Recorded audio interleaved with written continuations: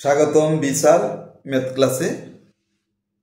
আজকে আমরা নবম ও দশম শ্রেণীর সূচক লগারিদমের সূচক থেকে আমরা একটু রুট ওভার যে চিহ্নটা এটা সম্বন্ধে একটু আমরা জানব।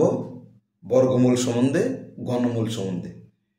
এটা অনেকেই বুঝে না, যারা বুঝো তো তারা বুঝোই, যারা বুঝো না তাদের জন্য, যারা বুঝো তারাও একটু দেখে নাও কিভাবে বর্গমূল চিহ্নটা দেওয়া হয়। তাহলে চলো, বর্গমূল চিহ্ন আমরা পূর্বের ক্লাসে আমরা শিখে আসছি। বর্গমূল চিহ্ন হলো এরকম, এটা হলো বর্গমূল চিহ্ন, ইংলিশে বলে রুট ওভার, বাংলায় বলে বর্গমূল। বর্গমূল চিহ্নটার আকৃতিটা এইটা, বর্গমূল চিহ্ন হলে এই আকৃতির হলো বর্গমূল চিহ্ন। এটা দিলে আমরা বুঝি যে এটা বর্গমূল। বর্গমূল চিহ্ন হলো এটা। বর্গমূল প্রকাশ করতে এই চিহ্নটা ব্যবহৃত হয় বা ব্যবহার করা হয়। কেমন? তাহলে বর্গমূল প্রকাশ করতে এই চিহ্নটা ব্যবহৃত হয়। যেমন 4 এর বর্গমূল রুট ওভার 4, 4 এর বর্গমূল রুট ওভার 4, 9 এর বর্গমূল রুট ওভার 9, 16 এর বর্গমূল রুট ওভার 16। মানে এই কথা যদি না বলি, 4 এর বর্গমূল সাধারণত 4 এর বর্গমূল হলো 2, এটা হলো বর্গমূল। 4টা হলো বর্গ সংখ্যা। 2 এর যদি বলে 2 এর বর্গ সংখ্যা কত, তাহলে 4, 4 এর বর্গমূল কত 2। 4 এর বর্গ সংখ্যা মানে 4 এর বর্গ সংখ্যা কত 16, 16 এর বর্গমূল হলো 4। আচ্ছা, এখন 4 এর বর্গমূল 2। এখন এটাকে সাংকেতিক চিহ্ন দিয়ে ব্যবহার করতে এই বর্গমূল কথাটা লেখা দরকার নেই। এই চিহ্নটা, সাংকেতিক চিহ্নটা দেওয়া হয়, এটা ইকুয়াল হয় 4। তাহলে রুট ওভার 4 ইকুয়াল 2, এটা সাংকেতিক চিহ্ন। বাংলায় বর্গমূল লেখা বা রুট ওভার লেখাটা দরকার নেই, বাংলায় লেখা ও দরকার নেই। এই সাংকেতিক চিহ্ন দিলে বুঝি যে আমরা 4 এর বর্গমূল বোঝাচ্ছে, সেই জন্যই বর্গমূলের সাংকেতিক চিহ্নটা এইভাবে লিখতে হয়। আচ্ছা, এখন দেখো, আমি একটা এক্সাম্পল দেই কিভাবে রুট ওভারটা সাংকেতিক চিহ্নটা আসছে। এই হাফের পরিবর্তে কিভাবে রুট ওভার আসছে। আচ্ছা, a to the power 1/2 into a to the power 1/2 আমি লিখলাম। a to the power 1/2 into a to the power 1/2, তাহলে এদিকে কয়টা? 2টা। a to the power 1/2 whole square. আমরা সাধারণত জানি a ইন্টু a হলে আমরা a স্কয়ার লিখি। a ইন্টু a যদি হয় তাহলে আমরা লিখি a স্কয়ার। 2টা যেহেতু, 3টা হলে a ইন্টু a হলে আমরা লিখি a কিউব। মানে এই সূচকটা দিয়ে বোঝাচ্ছে a 2 বার গুণ, এই সূচকটা দিয়ে বোঝাচ্ছে a 3 বার গুণ। আচ্ছা, এই সূচকটা দিয়ে বোঝাচ্ছে a টু দি পাওয়ার 1/2 2 বার গুণ। তাহলে a to the power 1/2 into a to the power 1/2, এটা দিয়ে বোঝাচ্ছে 2 বার। এই 2 বারটাকে আমরা a to the power 1/2 whole square লিখতে পারি। যেমন a into a whole square লিখতে পারি, এটাও এই দুইটা একই রকম, সেজন্য আমরা হোল স্কয়ার লিখতে পারি। আবার a to the power 1/2 into a to the power 1/2 equal, আমরা সূচকের সূত্র অনুসারে বৃত্তি যখন একই রকম হবে তাহলে দুইটা বৃত্তি থেকে একটা বৃত্তি কমন নিয়ে পাওয়ার গুলো যোগ হয়, মানে সূচকগুলো যোগ হয়। তাহলে 1/2 প্লাস 1/2, তাহলে কি করলাম? a to the power 1/2 into a to the power 1/2। তাহলে সূচকের সূত্র অনুসারে দুইটাই এ থেকে একটা এ কমন, অর্থাৎ বৃত্তি একই রকম হলে দুইটা বৃত্তি থেকে বা 3টা বৃত্তি, যাই হোক 4টা বৃত্তি একই রকম হলে সবগুলি থেকে একটা বৃত্তি কমন আসবে। কমন আসলে বাকি পাওয়ারগুলো বা সূচকগুলো ঘাতগুলো যোগ হবে। তাহলে দুইটা এ থেকে একটা 1/2 প্লাস 1/2। এখন এই a to the power 1/2 plus 1/2 equal, এখন 1/2 প্লাস 1/2 এর আমরা লসাগু নিব। তাহলে 1/2 আর 1/2 এর লসাগু আমরা তো সবাই সাধারণত জানি, 1/2 প্লাস 1/2 যদি হয় 2 এর লসাগু তো 2 হয়, 2 দিয়ে 2 রে ভাগ করলে কত হয় 1, আর এই উপরে 1 এর সাথে গুণ, 1 একে 1, অর্থাৎ লসাগুকে হর দিয়ে ভাগ করলে যে ভাগফলটা হবে এই ভাগফল দ্বারা লবকে গুণ। তাহলে 2 দিয়ে 2 রে ভাগ করলে কি হয় 1, 1 দিয়ে আমরা যদি 1 এ গুণ করলে 1 হয়, এটা তোমরা জানো, আমিও জানি। প্লাস 2 দিয়ে 2 রে ভাগ করলে কত হয় 1, 1 দিয়ে 1 রে ভাগ করলে আবার 1ই হয়। তাহলে আমরা লিখলাম কি দেখো, এই দুইটার দিকে আমরা লসাগু নিয়ে 1 প্লাস 1/2 লিখলাম, 1 এ যোগ করলে 2, 2 দিয়ে 2 রে কাটলে হয় 1, আরে সরি a, 2 দিয়ে 2 রে কাটলে 1 হয়, কিন্তু পাওয়ার 1 সূচক 1 লিখতে হয় না, এদিকে 1 হয় কিন্তু 1টা লিখতে হয় না, সেই জন্য শুধু আমরা a লিখছি। ঠিক আছে, তাহলে দেখো এখন a to the power 1/2 into a to the power 1/2 পেলাম আমরা এটা, আবার a to the power 1/2 into a to the power 1/2 দিয়ে এই দুটো কিন্তু একই রকম, এটা দিয়ে পেলাম আমরা a। অতএব a to the power 1/2 whole square equal এটা সমান সমান এটা ইকুয়াল যদি এটা হয়, এটা কিন্তু একই জিনিস। দেখো a to the power 1/2 into a to the power 1/2, এটা থেকে আমরা এটা বের করলাম, আর a to the power 1/2 into a to the power 1/2 থেকে পেলাম আমরা এটা। তাহলে এটা a to the power 1/2 into a to the power 1/2 থেকে পাইলাম এটা, a to the power 1/2 into a to the power 1/2 থেকে পাইলাম আমরা এই a। তাহলে এটা আর এটা যেহেতু সমান, তাহলে এটা সমান, অতএব a to the power 1/2 whole square equal a to the power 1/2 whole square equal a। বুঝতে পারছো, a to the power 1/2 whole square equal a, কেন a to the power 1/2 into a to the power 1/2 পাইলাম আমরা এটা, a to the power 1/2 into a to the power 1/2 পাইলাম আমরা এটা। তাহলে যেহেতু এটা একই রকম, এটার থেকে পাইলাম আমরা এটা, তাহলে এটার থেকে পাইছি আমরা এটা, অতএব এটা আর এটা সমান, a to the power 1/2 whole square আর a সমান। তাহলে a to the power 1/2 whole square equal a সমান। আচ্ছা, এখন আসো এদিকে, a টু দি পাওয়ার 1/2 এর বর্গ হইছে a, অর্থাৎ a to the power 1/2 whole square equal to a। Square মানে তো বর্গ, স্কয়ার মানে কি বর্গ, তাহলে a to the power 1/2, a to the power 1/2 এর বর্গ হলো a, আর a এর বর্গমূল হলো a টু দি পাওয়ার 1/2। দেখো বুঝুন,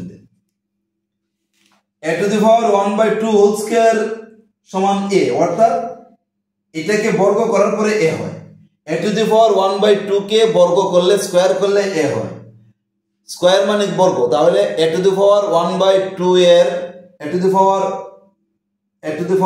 1/2 এর বর্গ হলো a।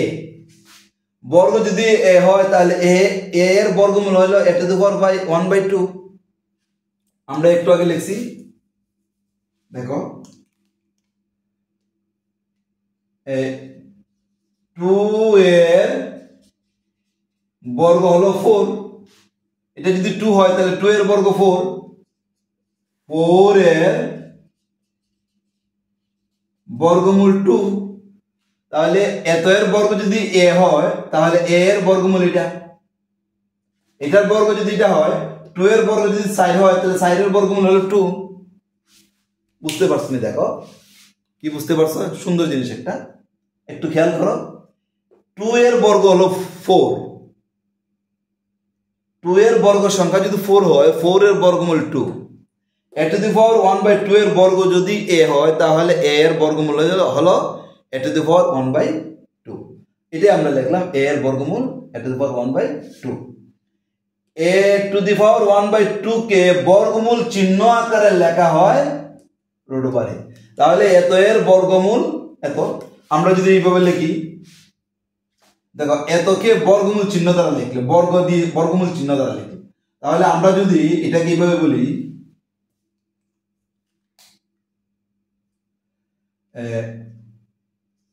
4 কে বর্গমূল চিহ্ন দ্বারা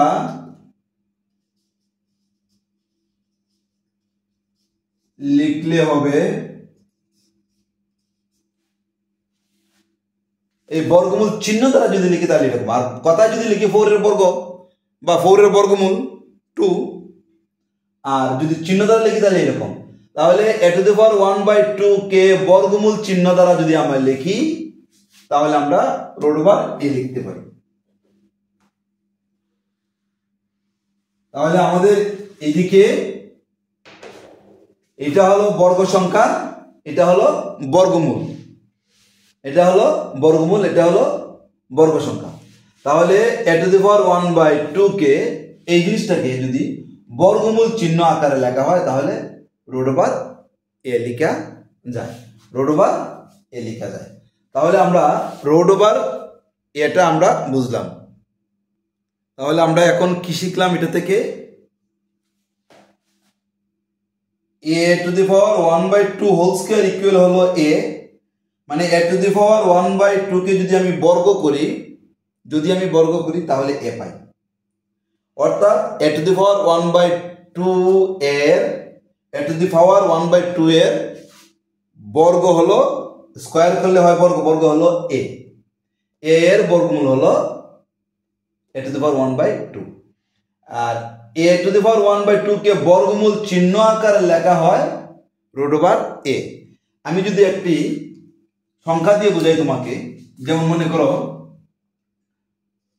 2 এর বর্গ হলো 4, 4 এর বর্গমূল 2, আমি এটা দিয়ে বোঝাচ্ছি, সংখ্যা দিয়ে বোঝাচ্ছি।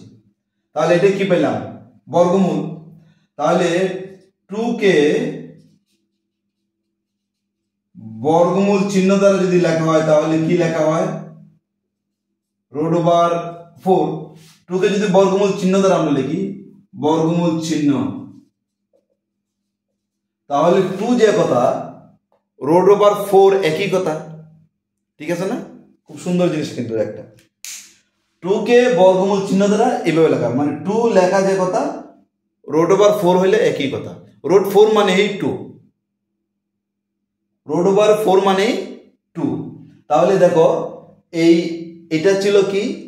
বর্গ, এটা বর্গ, 2টা বর্গ, এতকে বর্গমূল চিহ্ন আকারে লেখা হয় রুট ওভার a, 2 কে বর্গমূল চিহ্ন দিয়ে লেখা হয় রুট ওভার 4। আশা করি বুঝতে পারছো। এখন আমরা ঘনমূলে যাব, ঘনমূলটা বোঝানোর পরে আমরা অন্য ভিডিওতে অঙ্ক দিতে চেষ্টা করব। দেখো আমরা বর্গমূলেরটা বুঝতে পারছি বা আলোচনা করছি। এখন আমরা ঘন আর ঘনমূল নিয়ে একটু আলোচনা করব। তাহলে দেখো ঘনমূল মানে, ঘন মানে হলো 3টা থাকলে এটাকে ঘনমূল বলা হয়। সাধারণত a স্কয়ার মানে বর্গ, a কিউব মানে ঘন, স্কয়ার আর ঘনের নাম আছে, এরপরে আর স্কয়ার ঘন এরকম কোনো নাম নেই।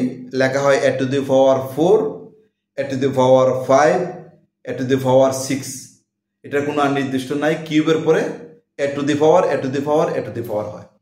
তাহলে ঘন হলো সাধারণত 3টি সংখ্যার গুণফল।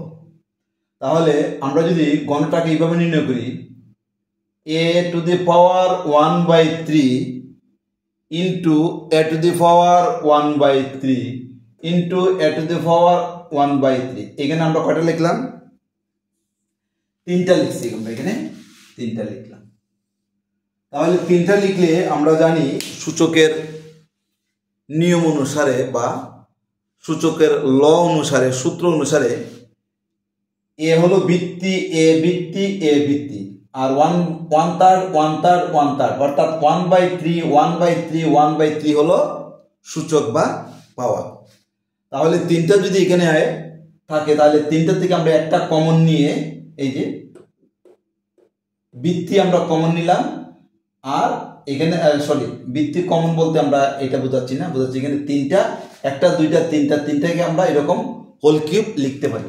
যেমন আমরা বীজগণিতে এরকম লিখতে পারি এ ইন্টু এ ইন্টু এ ইকুয়াল আমরা লিখতে পারি এ কিউব, লিখতে পারি না?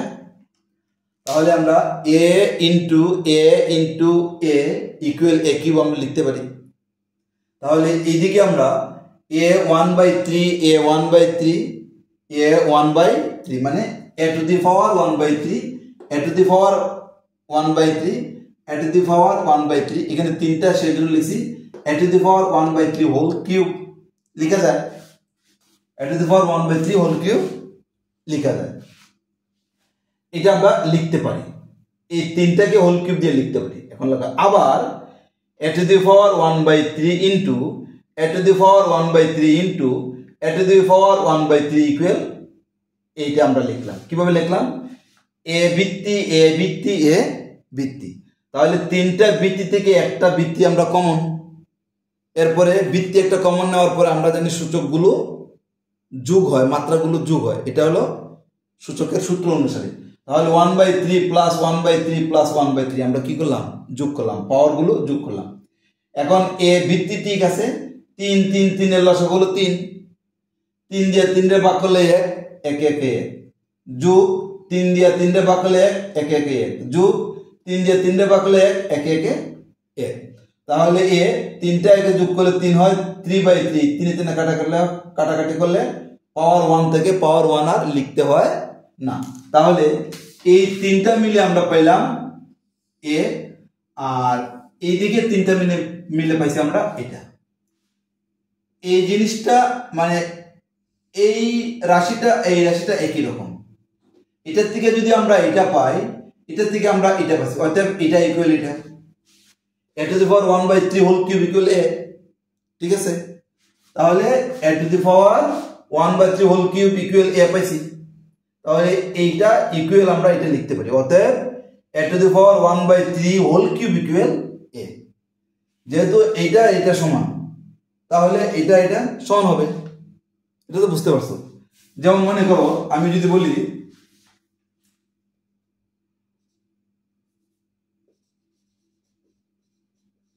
করিম নবম শ্রেণীতে পড়ে, জসিমও নবম শ্রেণীতে পড়ে। করিম নবম শ্রেণীতে পড়ে, জসিমও নবম শ্রেণীতে পড়ে। রহিম নবম শ্রেণীতে পড়ে,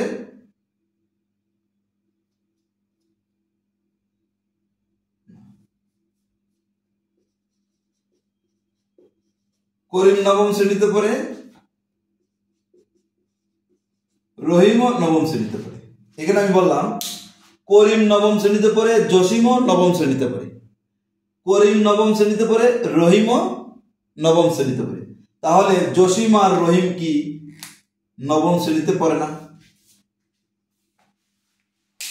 করিম আর জসিম এরা দুজনই নবম শ্রেণীর স্টুডেন্ট, করিম আর রহিমও নবম শ্রেণীর স্টুডেন্ট। তাহলে আমি করিম করিম যদি বাদ দেই, জসিম আর রহিম দুজনই তো নবম শ্রেণীতে পড়ে। আমি এখানে ঠিক এরকম, যদি এটা করিম হয়, এটাও যদি করিম হয়, তাহলে করিম সমান সমান জসিম, করিম সমান সমান রহিম। তাহলে জসিম আর রহিম একই ক্লাসে পড়ে, অর্থাৎ এত ইকুয়াল এত। তাহলে এ টু দি পাওয়ার 1/3 এর ঘন হইল এ, কিউব মানে হলো কি? ঘন। আমরা জানি কিউব হলো ঘন, স্কয়ারকে বলি আমরা বর্গ।